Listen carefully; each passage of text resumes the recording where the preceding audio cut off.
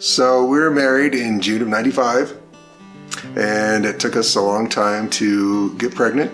And well, we were prayerful about getting pregnant. So we were going to school and we were prayerful about because we didn't want to put it off, but we also had a lot of education to get. So we were prayerful about it and received a very clear answer, very sacred, so something we don't really share too much, but it was very clear that it was time to start trying to have children. And when it didn't happen, it took a while. I was so confused because I thought, why would Heavenly Father make it so clear that it was time to start having children? And yet I couldn't get pregnant. So we went about 9 months and before we started on fertility drugs, and then we were able to get pregnant after that. So we were at BYU. I was going to grad school, and Cami was in her last semester of BYU getting her degree. And every day she would walk up to campus. She would have what the doctor called Braxton Hicks, but in reality, that really wasn't what was going on. And this was from about 18, 19 weeks of pregnancy. This started. So I started with, severe pain. So I'd get to class and I'd be in pain, like I was having contractions. And this went on for 2 or 3 weeks. I remember shopping with my friend Lisa. She had a baby, and we went shopping at Burlington Coat Factory to look at strollers and baby equipment. And I had her come with me and say, okay, what do you like about this? And after we were done shopping, we went out to her car, and I just remember sitting there in so much pain because I was contracting. And I'm like, this just hurts a lot. And she's like, this is not normal. I was about 20, 21 weeks at that point. She's like, that's not really normal, Cami. And I just kind of went on with it because I didn't know what normal was really. And like Brian said, the doctor was like, oh, this is Braxton Hicks. So the big climax was then I got a phone call one day, and my dad, who hadn't been in the greatest of health, but really unexpected, had passed away. And so now we needed to go up from Provo to Chester for the funeral. And so all this coincided with a couple of other things. I'd been working at the Missionary Training Center doing language training videos, and Cami was working at KBYU, and she got a job there. It's kind of a cool story how she got her job there.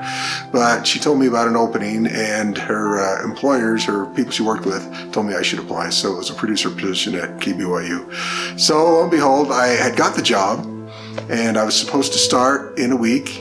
But then the phone call came about my dad, who had passed away. And so we made arrangements to go up to Chester.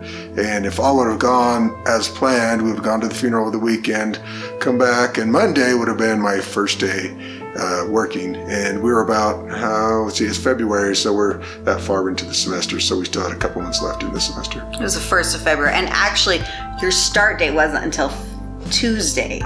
But they had put that it started on Monday, which played a key role in what was to happen. That was very important in the whole story. But he wasn't supposed to start until Tuesday, but KBYU listed his start date as Monday. Yeah. So we went up to Idaho and spent a couple of days there. I helped prepare the life sketch for my dad. And then the funeral went pretty much as normal. It was a cold day. Went to the cemetery, and then of course there's the big dinner afterwards. And so that's where things started to go south. So you ate, what was it, funeral potatoes? I just ate food. Whatever. I was starving. I had been starving that week. There hadn't been a lot of food around, and I was actually just starving and still kind of sick. Still, even though I was further into the pregnancy, I still needed food regularly to not get sick. And so I was just grateful to have food there. So I ate quite a bit at the luncheon. And by early the next morning, I was violently, probably the sickest I've ever been ill with food poisoning. We'd stayed at my sister Alice's house. She was single at this point, lived in St. Anthony in a little 2-bedroom apartment, and she let us stay with her. And I remember just kind of keeping an eye on Cami. She's in the back room. She was sick. She kept throwing up, kept worrying about her. It started to get later. It gets dark pretty early. So it was getting dark, and we were thinking about when we could go back, and it turned, looked like we were not going to make it back. No, I couldn't even move really, other than to the bathroom. Anyway, at one point it became so serious. I was so violently ill that we decided I better go to the hospital. Yep. So we went to Madison Memorial Hospital, went into the emergency room, and Well, you actually had to carry me. Yeah. I was too weak and frail to even walk to the car. So he carried me to the car and drove me up to the hospital. first thing we heard though is there was a woman who was delivering, and she was just screaming, and it was like, wow, this is not cool. And at that point, yes, I was just like, yeah, because you could hear her in labor. Yeah. in labor. So we got in, and the doctor came in and looked you over, and then he kind of told us some shocking news. Well, first of all, the nurse came in, and the nurse was like, hey, just for pregnant women, we just normally check, the baby and all of that. This is just normal procedures. And I was like, all right. So they're giving me fluids for the dehydration from the food poisoning and all of that. And I actually was starting to feel better with the fluids. And so she puts the stuff on and she starts looking at the monitor, and she kind of sits there for a minute. She's like, you know what? We're just going to leave the monitor on for a minute. We're just going to check things out for a minute. And then next thing I know, the doctor comes in, starts checking me, looks at me and says, you're going to have this baby tonight. And we don't know if we're going to be able to hold off long enough to just life flight you down to Salt Lake, or if we're going to have to send an incubator and deliver the baby and take you both down to Salt Lake. And at that point, we were horrified because I was 24 weeks along in a 40-week pregnancy, so 4 months early, and just absolutely scared to death. And in the meantime, hearing this woman in labor, and I was so frail and sick, still thinking, at that point too, my thought process was, one, well, that can't be good for the baby, and two, I don't know how on earth I would ever deliver a baby in the health state that I was in, because I was so sick. So this was all happening really fast. They tilt my bed back to try and keep the baby, push the baby back, and start loading me up with absolutely horrendous drugs.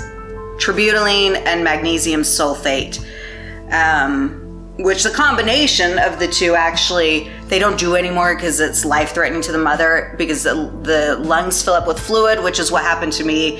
I ended up with pneumonia just a couple of days later. But in the meantime... Well, in the meantime, so I had family come, and then gave Cami a blessing there at the hospital, and then they called for Life Flight to come and pick her up. Unfortunately, they didn't have enough room for me on the plane. No, the runway in Rexburg is not long enough to carry his weight. And so they said, we can only take like Cami and then the nurse and the pilot. Like that's basically all that could fit the runway. So because they flew a plane to the airport in Rexburg, and then an ambulance took me down to the airport. So Brian, here it is about midnight at this point. Yeah. Just after midnight. And it's snowing. There had been a big snowstorm. And just a week earlier, there was actually a life flight that had crashed in Utah in a snowstorm. So I'm thinking that too. I'm like, I'm getting on this plane in a snowstorm after a life flight crash had just crashed a week earlier in Utah. And he couldn't be there. So Alice drove you down. Yeah, we were a little concerned. Well, we need some new tires on our car. And it was snowy, so Alice had to pick up. And so we drove down. This was back. Plus, you were really tired because you've done a week of funeral stuff. Yeah, tired. And this was back in the pre-cell phone days. Well, some people had one. Ron Upling loaned those stairs later, but we didn't have one because they're expensive. So we're driving down, and really I didn't know what was going to happen once I got there. So it was all this, hours of driving and not knowing what had happened since Cami left in the ambulance to go to the hospital or go to the airport in Rexburg. On the flight, they were like, it was so loud because it was just a little plane. So they said, we need you to raise your hand every time you're having a contraction so that we can give you more drugs. And I hate it because the drugs did not make me feel good at all. So I'm scared to death on this plane. But before, really quick, we were on the ambulance. When they were transporting me from the ambulance to the plane, it was, like I say, it was snowing, but the drugs made me so hot that I was so grateful. I just remember them wheeling me from the ambulance to the airplane and being so grateful for the snow, because I'm like, oh, it's cool. I was just so hot from the drugs. And they made me shake really, really bad. Really bad. So anyway, we get on the plane and she's like, you're gonna have to raise your hand when you're having contractions. So I get on the plane and it's probably every 10 minutes I'm like raising my hand, more shots. And this happens the flight down to Salt Lake. And we told my parents, and my parents met me at the University of Utah hospital there at the ER. So they were there waiting for me when I came off, when I went into the emergency room. And yeah, my mom said, I wasn't sure you were going to make it that night. You were so gray and you looked like you were really near death. And I mean, I probably quite frankly was.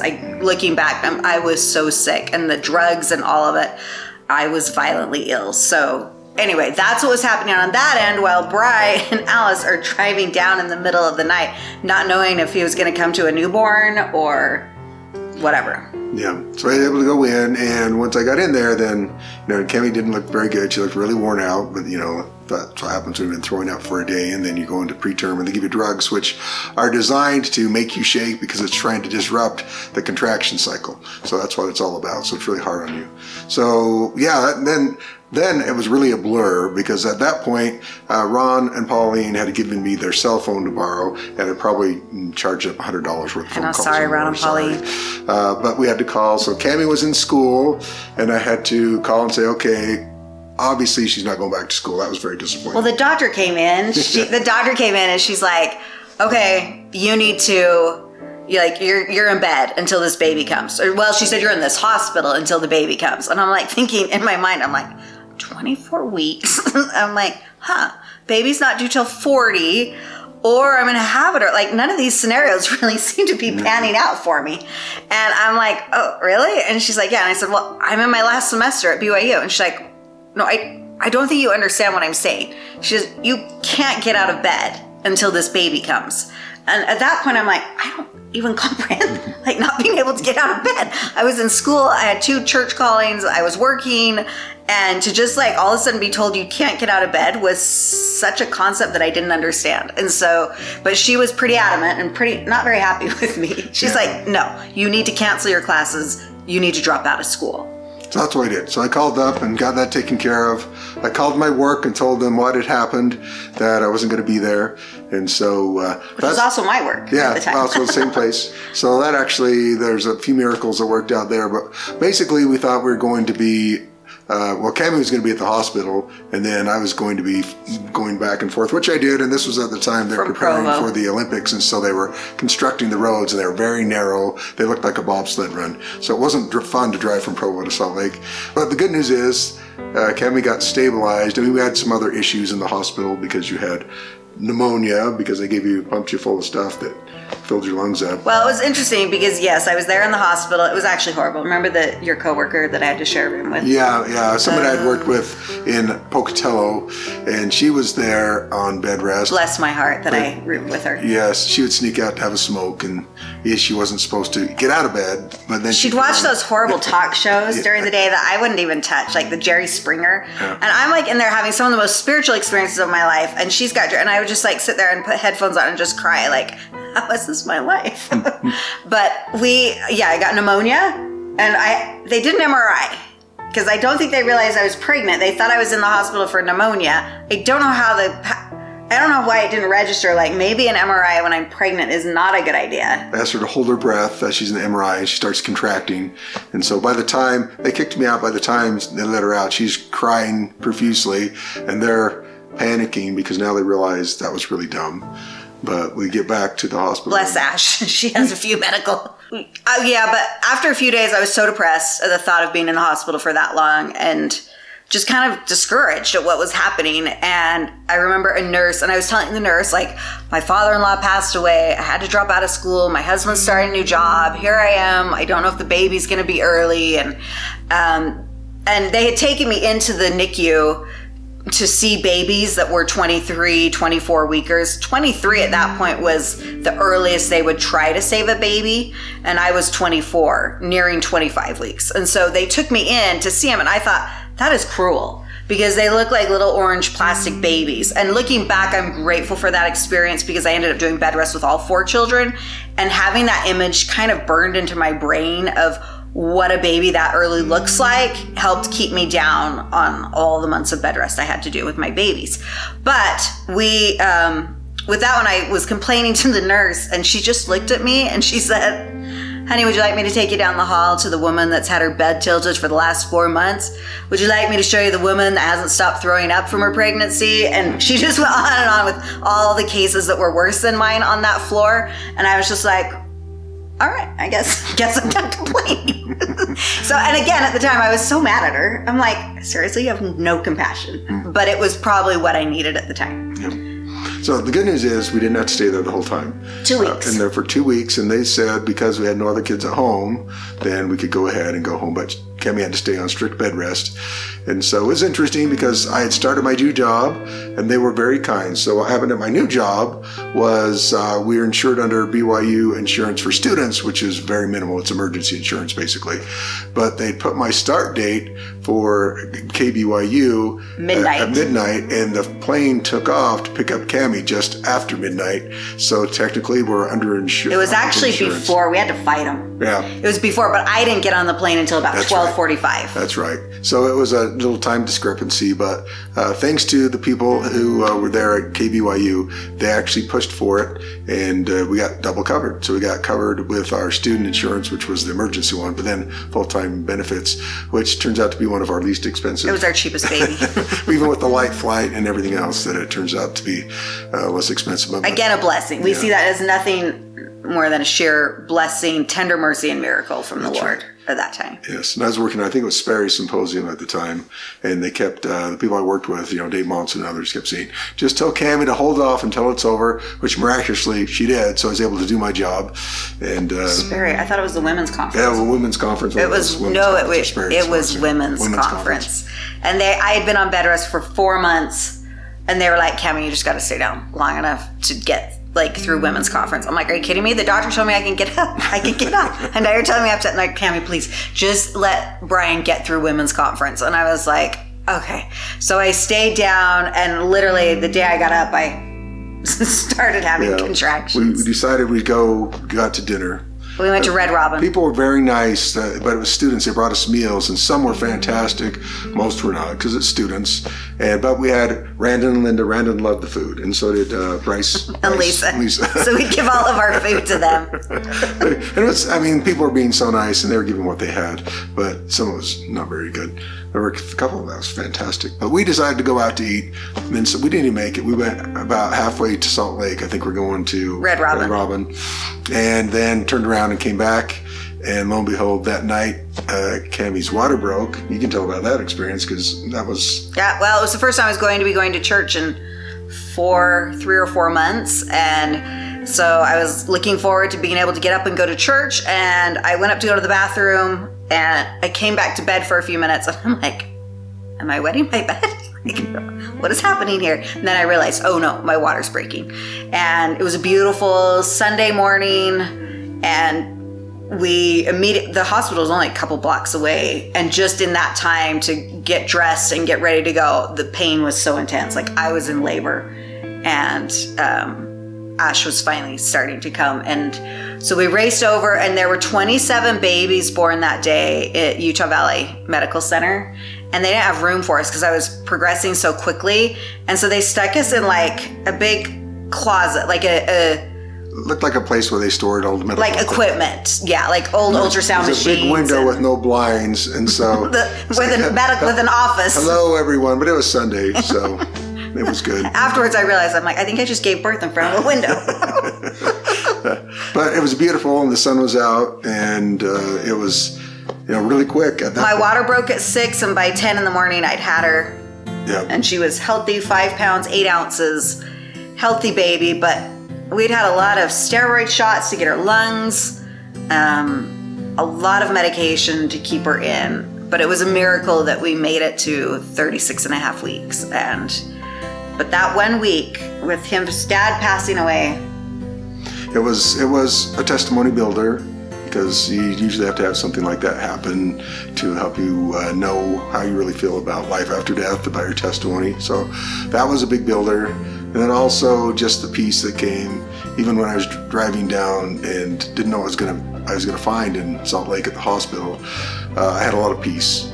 So whatever was gonna happen, that I knew it was gonna be the Lord's will. So really a spiritual experience, hoping that it would all turn out but knowing that if things didn't turn out, that there's still a lot of peace. So it was really an amazing experience, not one that I want to relive, but it was a great experience. And like I said, we saw miracle after miracle, tender mercies, and just blessings from that. It was really hard, but. And the good news is that the pregnancy went well, and Ashlyn turned out to be a great girl. And when we're recording this, she's 24 and working and has graduated from college. And in the meantime, we had 3 other kids. Cammy had to do bed rest with all of them. None were as dramatic because we didn't have to do live flight, but it was still as difficult. It's never fun to do bed rest. And maybe we'll tell those stories. Yeah, tell those stories later, because our kids have lots of stories to tell about what they did when mom was on bed rest, that they are yet to reveal all the true secrets of things they did to get in mischief. But we'll find that out later. Anyway, that's our story. Anything else? No. All right.